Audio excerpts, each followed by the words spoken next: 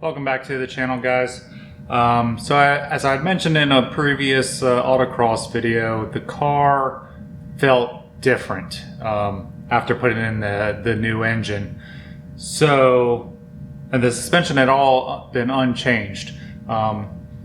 After getting the car back and looking it over after that event, I found that the caster camber plates had actually moved in the caster direction. So I no longer had max positive caster like I wanted, which was maybe 7 degrees. I now had the minimum positive caster, and this plate could have also been moving under dynamic conditions. So in this video, I'm going to try to get to the root cause of why this moved, and I also wanted to just kind of see what the suspension was doing, like what my camber curve and my bump steer was kind of doing in this setup, and then I'll put it to max positive and kind of retest it to see. I just kind of want to see what the difference is from minimum positive to maximum positive. So this is still at minimum, it is still positive. I don't know how much. I could try to also see if I can figure that measurement out. So it's just kind of an exploration video of kind of what was going on with the suspension and why it was causing pretty much oversteer. Most of the time I would have thought that improper suspension on the front would have been causing more of understeer conditions. So my initial reaction was to look at the rear end, and I couldn't find anything wrong or loose with the rear suspension. So it wasn't until I was just looking around up here in the front and I was like, hey, that doesn't look where I'd set it. The main thing that I think happened was I forgot to torque these. So these camber plates have been on the car for pretty much 9 years and have had no issues. So when I was putting this engine in, I stripped the whole engine bay, which meant these came off so I could paint the engine bay to make it look a little bit prettier. So these plates have been reinstalled recently when I put in the engine, and I think just in the mass confusion of having to get everything put back in the engine bay, everything reconnected, I think I just forgot to torque these all the way down. I mean, they are tight. I can't turn these, but I'm having a feeling that they're not torqued to the proper torque spec. So let's try that first. So the proper torque spec for the Maximum Motorsports caster camber plates is 32 foot-pounds from their documentation. And that might be where I went wrong. I think instead of looking at their documentation, I might have just looked up the bolt size, which for some reason I just recall this being 25 foot-pounds or something like that. So I got it set to 32. And yeah, we're getting like a quarter of a turn. So these were not tight. That one's a little bit more. So that was like almost a full turn. Can't really get on that one right now, but so that's what happened. I forgot to torque them, or did not torque them to the proper torque spec. So lesson learned, always check what the proper torque spec is from the manufacturer and make sure that you go around and torque everything. So yeah, when installing the engine, I mean, I had to do the transmission, there's exhaust, there's the engine plates, there's the fuel, there's a lot of stuff had to get reconnected, and I just forgot something, and it pretty much cost me the event this weekend. Luckily, nothing bad happened. It's just autocross. So it's highly unlikely that you're going to wreck your car during autocross, especially at an airfield. I did go into the grass a little bit, but there was nothing around to hit. So hit a few cones. Overall, nothing, no real harm other than my pride and my points. So I finished 8th in that event, where normally I'm 2 or 3. So big loss in points, but they dropped the lowest two, so hopefully overall it won't really hurt my scoring. Hopefully I can still finish the year out in second. I don't think that I'll be able to get first at this point. I was hoping maybe I could start getting some first places at the end of the year and maybe be able to get up there, but at this point, second place is what I'm shooting for. So the next thing I wanted to do was to test the camber curve and bump steer on this side. So I'm going to leave this how it is, improperly set up, and I'm going to pull out the coil spring. So then we'll be able to move the suspension through its full range of motion and kind of see how the tire's camber will turn in and then we'll go, after we do the camber curve, I'll set up the bump steer gauge on there and we'll put the suspension through its full range of motion and we'll see how the toe changes as the suspension is cycling. I'm thinking that is the main cause of my problems. I think my bump steer was actually maybe towing out or something like that under compression, which was then causing the oversteer conditions. I don't think the camber curve would have been that far off to cause any kind of problems like that. It would have been more of tire wear, and I thought I did notice the outside edge was wearing a little bit more than it normally does, but that could have just been perception at that time or something like that. I'm pretty sure bump steer is my culprit on this one. So let's get that spring pulled out and start playing with the suspension. All right, got the spring out. So I got the caster camber gauge on here right now. I got the tire set basically at ride height with a jack. So I'm at -3 on this side at ride height. So we'll now jack it up and we'll see how this changes. All right, so that's max. We're starting with the car up. So this side,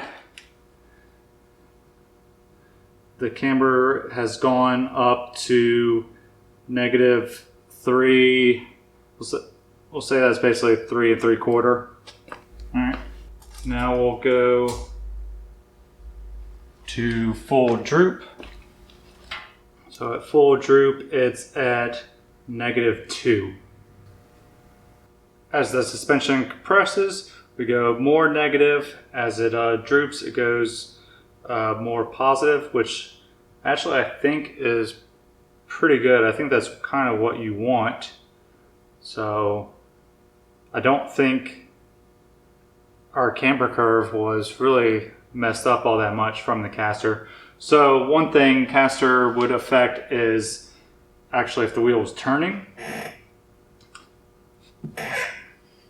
So say we had some turning going in like this, we're now actually +1. So we got a lot of positive camber at this point once we're turned out. So yeah, as the car is turning and rolling, that's actually going quite a bit in one direction. If we're turning the other direction, we're still at -2 or just a little shy of -2. I kind of think that's what you're wanting. So if you're turning right, the car is rolling to the left and you're going more positive camber, which will be putting this tire more flat, giving it more contact patch. So it's going a little bit more flat because the car is rolling over to the left, and that side should be going more negative as it's compressing and turning. All right, so that's an interesting test. But I don't think it was the culprit of what was going on, but I'm going to get a few more measurements and so I can create a full camber curve. All right, so I now have the bump steer set up on here. So this is also from Maximum Motorsports. This is their bump steer gauge. So there's a plate that's bolted onto the spindle, and then this piece is on a hinge and you got a pointer on this side and a dial gauge on this side. So as we cycle the suspension up and down, this dial gauge will move, and I'll make some notes of the toe change that it's seeing. So let me cycle through there, get the measurements, and we'll see what we got after that. All right, the results are in, and it's not as bad as I thought that it might be. As the suspension compresses or droops just a quarter of an inch, the change in toe is only like 0.001. As it compresses, it kind of stays right around towing out a little bit as it compresses. Once it gets all the way compressed, it tows in 0.002. So not too bad in compression. As it droops, it gets more tow out. So it goes up to like 0.05, 0.09. They say that it's best to try to keep it within 0.02, 20 thousandths. So I'm getting up to 50 and 90 thousandths of toe out at full droop. So not terribly bad. The car does have a bump steer kit on it, so maybe that's what kind of helped it being a not ideal caster with the bump steer kit on it. So I was hoping for a little bit more damning evidence, but the numbers don't lie. So I'm going to get this caster set up correctly, and then I think I'm going to remeasure my bump steer, just make sure that everything is good on the bump steer with the current setup. When I did the bump steer before, it was slightly different, so I haven't done it with this setup. So I'll get that done, and we'll get I'll get some measurements. I'll get some more measurements after everything is properly set up. All right, I just finished doing the toe after changing the caster back to max positive, and the results are kind of interesting. So with max positive, I actually have more bump steer, kind of at the extremes than I did with it not set correctly. But with it not set correctly, I was always having toe out unless it was max compression. So I was always wanting to toe out. Where now with it set to max positive, I'm getting toe out and droop and toe in compression. So that's different than what I had before, which what I had before was really small. It was only like 0.005, where now I'm having, so at 0 ride height, it's a 0. Then as I go up, it's 0.009. Then as I go up more, it's at 0.029. So that's a lot higher than it was with minimum positive caster. So the results are kind of interesting, not kind of what I was expecting. I was expecting to have more bump steer when it wasn't set correctly. So as I said, I had never actually set the bump steer after I redid some suspension components, mainly the ride height. I changed the ride height a little bit with extended longer ball joint. So that could have changed things a little bit, but really my bump steer isn't too bad. So within the first half inch of movement, I go up to basically 0.2 inches. So it's still pretty good. I'm pretty sure the toe should still be set at 0. It's something that I should technically check, but that would require taking this all apart and then putting it back on and things like that. So I think I will maybe adjust the bump steer just a little bit, see if I can get it numbers any better than they currently are, and then we'll go from there. From reading the instructions, So it says if the car has excessive toe in under bump and excessive toe out under droop is what I'm having, you need to lower the outer tie rod end. So I need to probably move some of the spacers around that I have on there and lower the tie rod just a little bit. I don't need to do it much, so I think I'll just see what spacers I currently have in there and readjust them to just get a little bit more lower. Alright, so I've pulled the stacks off of the tie rod, so they're just little spacers. So we'll get these stacks reinstalled and then I'll retest Bumpsteer and we'll see what those results come out with. Alright, I did another small stack change on the top, moving ones from the bottom to the top, and I think we're going to stick with this. So in the first half inch of movement going up, it goes 0.004, then 0.01, and maxing out at 0.041. Going down into droop, it's 0.001, 002, then 0.33, and with full droop, it's at 0.086. So that's much better than what we had started with. It was at 0.1 of toe out at full droop and 0.046 at toe in at full compression. So the compression is basically the same. We're at 0.041 now. First inch range of rebound and droop right there is nothing. It's 0.001004. So I'm going to keep that. I moved some stacks from some space from the bottom to the top to space that tie rod lower away from the spindle to help with the towing in as it compressed. So yeah, I'm gonna keep those numbers and I'll get everything set back up, and then we'll also see what the camber curve is looking like now with the caster. I don't think it's gonna really change all that much. Caster really helps camber gain when turning. So kind of as I did earlier, when I turned the wheel, I had at full droop, I had positive camber. So I'm expecting to have something kind of similar to that, even with the more caster that I have now.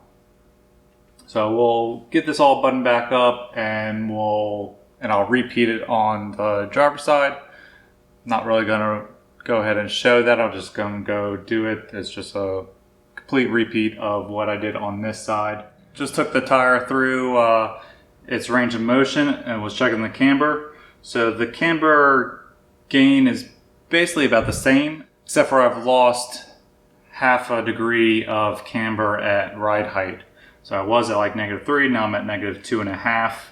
So when it's at full compression, I'm only reaching 3 1/4, where I was reaching 3 3/4 last time. That's not too bad. I think most of the change is going to be when the wheel is turned, which I can't turn it right now. I got it locked for when I was doing the tow. Not quite the damning results that I was hoping for, but the numbers are what they are. That's why I kind of did the test, just to kind of see. I think the car going into tow out during bump is probably what was one of my issues. Another thing could be the top plates could have been moving while driving. That's quite a possibility that maybe they would shift back during acceleration and then shift forward during braking, thus changing how the car was set up dynamically as I was driving. So that is a possibility. So kind of inconclusive results, but I'm pretty sure the caster being not set correctly is my culprit for why the car was not handling how it has in the past and why my results of the last Autocross were so bad. And the car it didn't inspire confidence. I didn't have the confidence in the car to push harder into a lot of the turns and sweeps. I was kind of hesitant because it felt like it wasn't settled. Like the car did not feel how it has in the past. Hopefully this fixes that problem and the car is solid once again and confidence inspiring into the turns, and I can hang it loose and get as much as I can from these tires. Another thing that I'm going to do is I'm going to pull the tires off the rim, rotate them around, so then I'll be riding on a fresh edge for the rest of the season. These tires so far have 7 events on them with a dual driver, so that's basically like 14 events for an average person, and they're holding up great. I have no complaints on them. The wear is really good. I can still see the triangles on these outer edges, so my wear isn't too bad. I'm not rolling over the edge a lot. This will get me onto a nice fresh edge for the remainder of the season. So we're roughly in the halfway point of the season. We still got maybe another 7 events to go, I think. So need to do everything that I can to try to keep the car competitive. I want to try to do 1 season on a set of tires. I think that's pretty doable. So that's, maybe 10 to 15 events with a dual driver. So that would be 20 to 30 events on a set of tires, which isn't horrible. Maybe isn't ideal. I don't know. We'll see. These tires are holding up well. So I think I'm going to wrap the video up here. I found the problem. I fixed the problem. I did some testing with it before and after. Got the results. We went over them. Hopefully you learned something on this, a little bit about caster, camber, and toe, and bump steer, and all how those things kind of play together. Thank you for watching. We will see you guys on the next one.